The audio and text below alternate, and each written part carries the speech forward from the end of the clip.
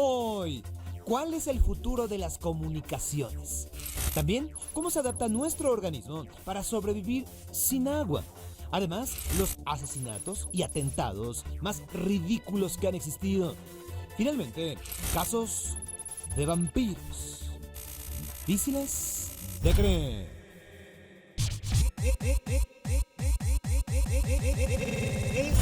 de creer.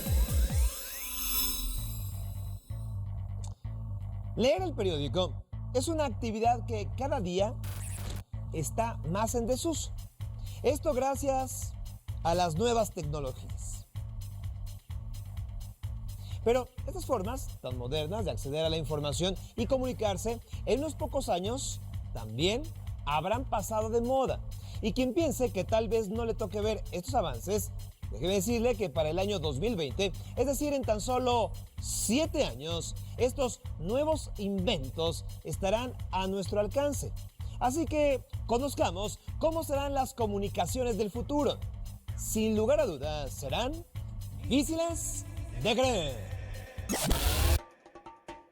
Uno de los primeros avances que ya está haciendo ruido en la forma en que se presenta la información es el llamado papel electrónico o tinta electrónica, que básicamente es una especie de polímero con millones de micropartículas que reaccionan a las cargas positivas o negativas. Esto se comenzó a desarrollar desde los años 70, pero no fue sino hasta la primera década del siglo XXI que comenzó a existir un mercado para este invento.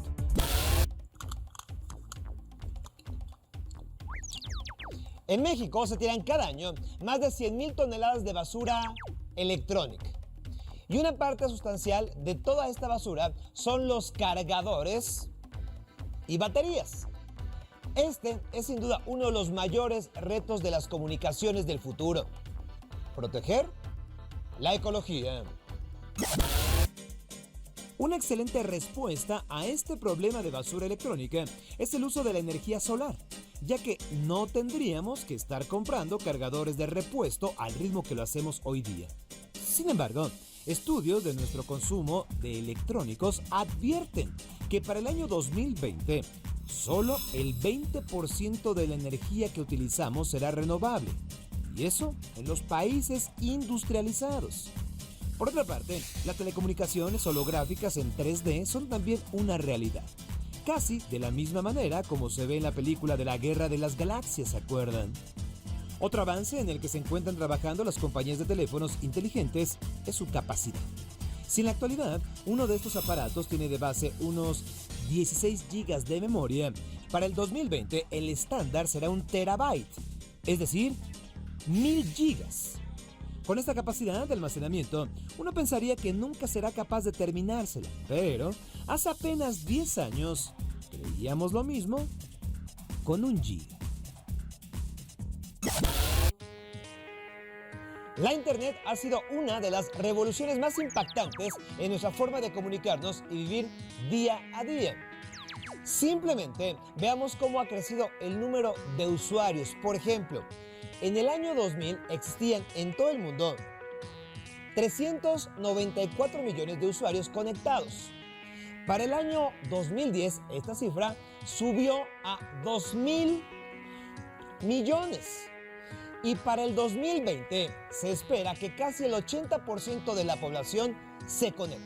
Es decir, unos 5,000 millones de internautas. Con respecto al Internet, se espera que en tan solo 10 años, una persona de clase media tenga en su hogar un promedio de 10 aparatos conectados a la red.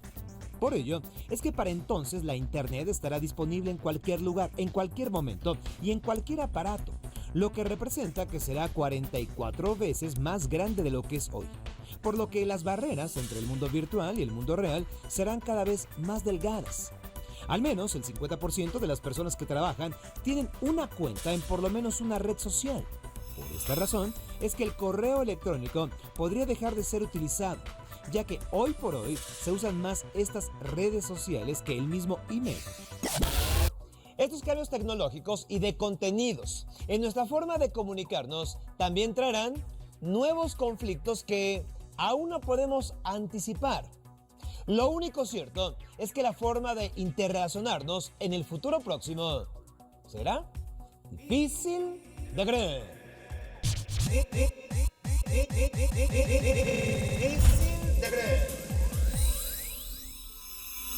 Agua y alimento son nuestros motores de vida, es evidente, pero ¿qué sucede cuando carecemos de ambos? Por supuesto que la respuesta es simple. A los pocos días, fallecemos. Sin embargo, en el Inter, el cuerpo humano ejecuta mecanismos difíciles de creer para sobrevivir el mayor tiempo posible. En 2012, el sueco Peter Skylberg fue rescatado tras sobrevivir 2 meses en su auto. 2 meses. Él quedó atrapado por una nevada, no obstante, pudo mantenerse con vida, gracias a que bebió trozos de nieve que recogía fuera de la ventanilla del auto. Un año antes, Dean Island quedó encerrado 3 semanas en un contenedor en Singapur, sin bebida ni comida, hasta que fue hallado por trabajadores portuarios. En ambos casos, la sobrevivencia fue posible por la capacidad del cuerpo para adaptarse al entorno, aunque todo tiene su límite. En promedio, una persona puede sobrevivir 3 semanas sin comida y de 3 a 5 días sin agua, aunque, hay que decirlo, hay excepciones. Este panorama es mucho peor sin agua. Cuando carece, el volumen de sangre se desploma y la presión sanguínea baja drásticamente. Nuestro cuerpo está compuesto de 2/3 partes de agua. El vital líquido fluye a través de la sangre transportando oxígeno y nutrientes a las células. Es indispensable para proteger órganos y tejidos. Las pérdidas diarias de agua mediante orina, sudor, heces o lágrimas obligan a beberla de manera frecuente. Sin embargo, perder 20% de este líquido llega a generar la muerte. Un 10% origina alteraciones graves del organismo, en cuyo interior se dan drásticos ajustes para preservar la vida lo más posible. E incluso cesan funciones menos indispensables para no perecer tan pronto como llorar sin lágrimas o sudar menos. Y a pesar de la necesidad imperiosa del cuerpo humano de contar con alimento y agua para seguir con vida, hay un curioso mecanismo que permite prescindir de ambos por algún tiempo. Tal es el caso de la hibernación. A Mitsutaka Uchikoshi se le considera el primer hombre en sobrevivir gracias a esta facultad. Este japonés estuvo 24 días sin comer ni beber, tras perderse en la fría montaña Roko a 880 metros de altura.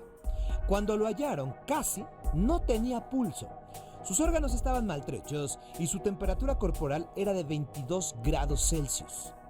En sí, la hibernación es como si uno entrara en un periodo de pausa para que solo funcione lo indispensable. La actividad celular disminuye de manera significativa y así no hay un gran desgaste de energía. Pregunto, ¿cuántos premios Nobel recibió Albert Einstein? A, 1, B, 2 o C, 3. ¿Cuántos premios Nobel recibió Albert Einstein? A, 1, B, 2 o C, 3. La respuesta es A, solo 1. Difícil de creer. Suiza, siglo XVII. El tirano George Nach, gobernante de aquel país, celebraba el carnaval cuando un grupo de hombres disfrazados con máscaras se acercó a él. Entre los enmascarados había un hombre vestido de pies a cabeza con un traje de oso. Este disfraz le pareció bastante divertido a George, que se acercó a él. El oso, por cierto, traía un hacha en sus garras.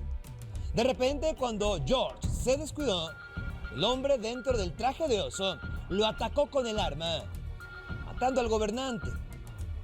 Como este, existieron muchos atentados que fueron ridículos, pero también funcionaron. Difícil de creer. Podría decirse que el asesinato del político griego Grigorios Lambrakis fue en cámara lenta. El político se encontraba dando un discurso en una plaza pública mientras un par de hombres preparaban el arma con el que acabarían con su vida. ¿De qué hablamos? De un garrote. Ambos sujetos entonces subieron a un auto compacto. Lo encendieron, se acercaron al político, pero se dieron cuenta de que los frenos del auto no funcionaban. Tuvieron que detenerlo con los pies, sí, bajándose del vehículo al estilo picapiedra. Una vez que lo hicieron, quedaron frente a su víctima, a la que asesinaron a golpes.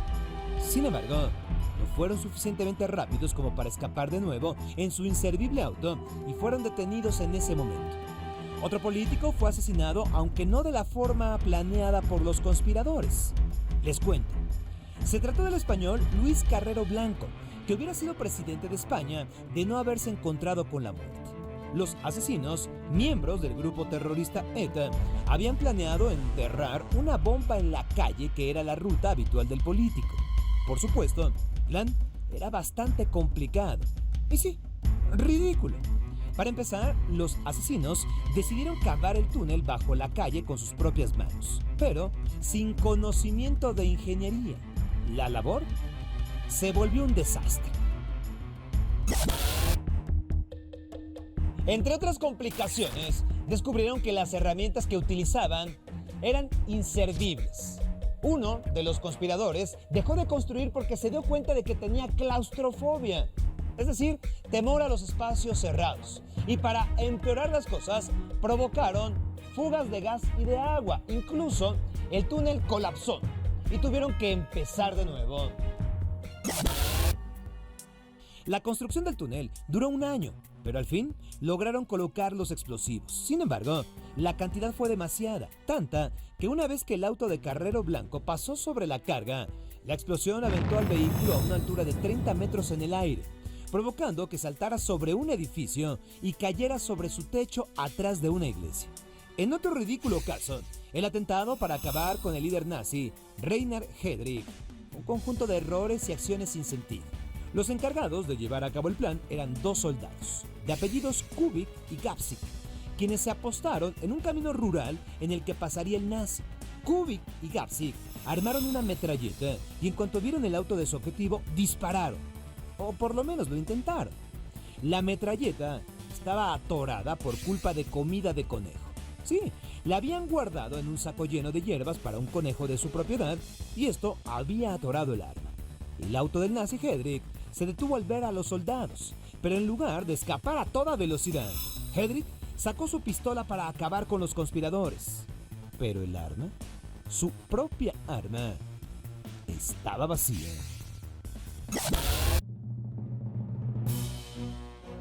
Todo se complicó. El soldado Kubik lanzó una granada al auto del nazi, pero con tan mal tino que apenas hirió al nazi, que a su vez empezó a perseguir al soldado, apuntándole con su pistola vacía. El soldado pudo escapar en una bicicleta.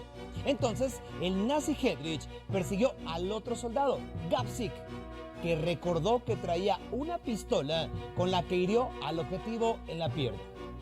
Eventualmente, Heydrich murió por causa de las heridas. Días después, porque llegó tarde al hospital.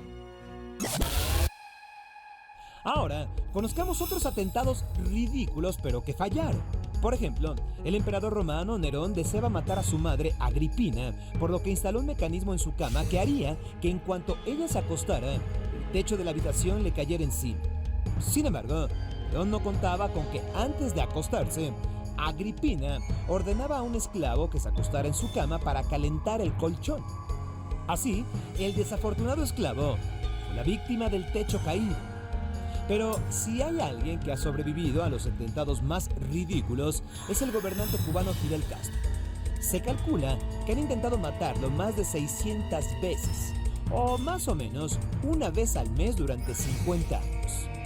Entre los intentos más ridículos, la mayoría planeados por la CIA, está el de regalarle a Castro un cigarro explosivo, el infectar con hongos su equipo de buceo, el de plantar mejillones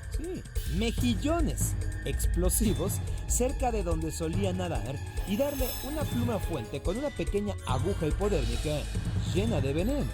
Obvio, nada ha funcionado. Fidel Castro, el comandante, ha enfrentado muchos atentados, pero quizás ninguno tan ridículo como la siguiente idea sugerida por la CIA.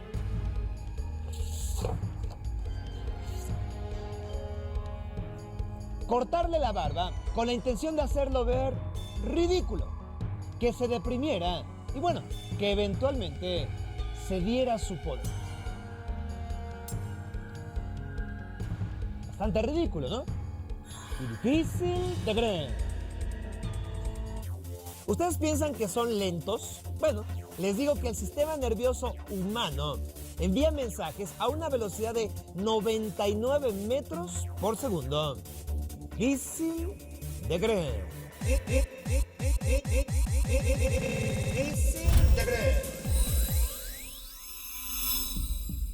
Ya hemos hablado otras veces acerca de los vampiros, esos seres sobrenaturales que se alimentan de sangre. Pero, ¿alguna vez habían escuchado sobre las sandías vampiro?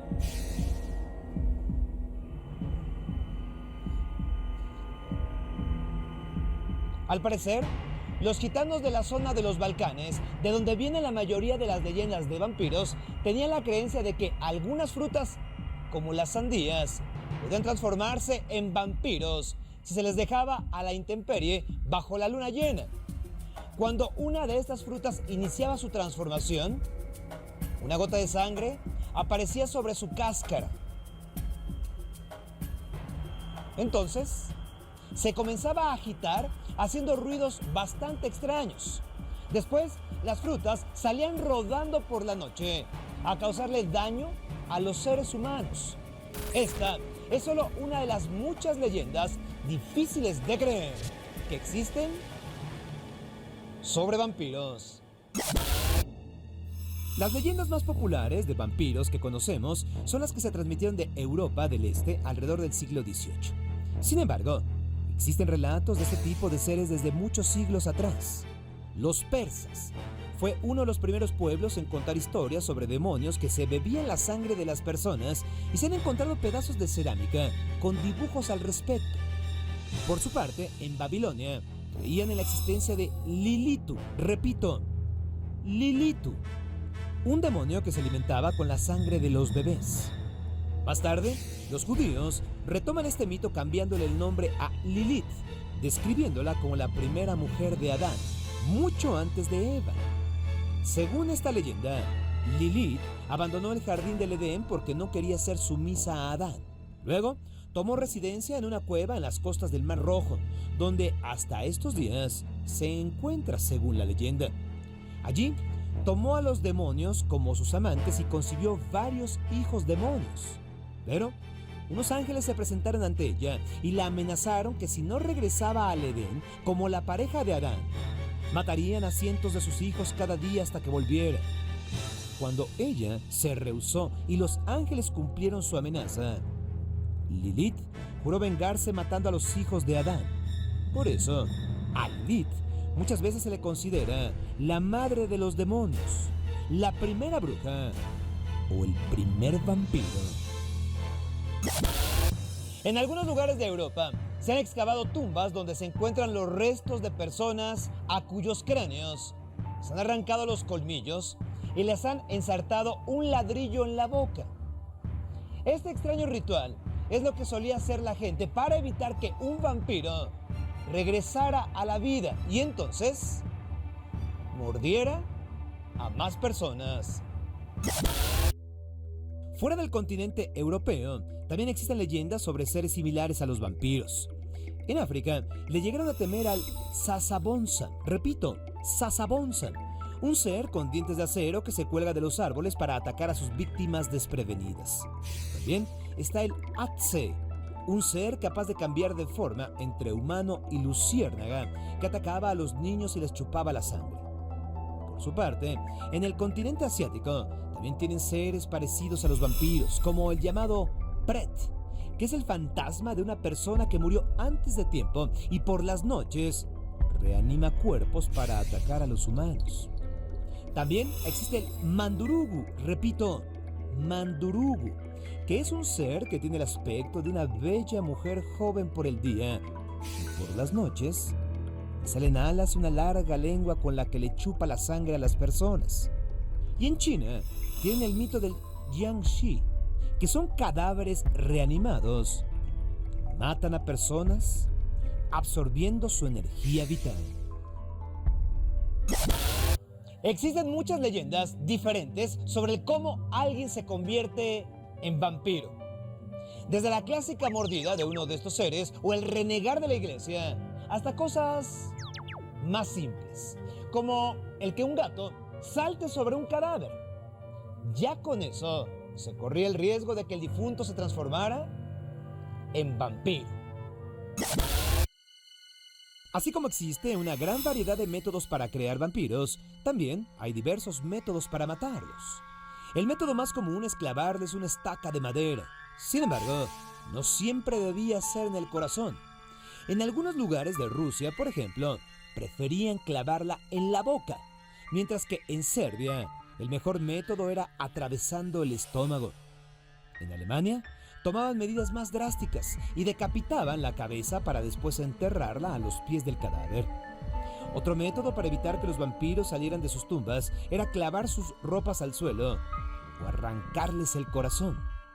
También se podía vaciar agua hirviendo sobre la tumba o aún mejor, simplemente incinerar por completo el cadáver.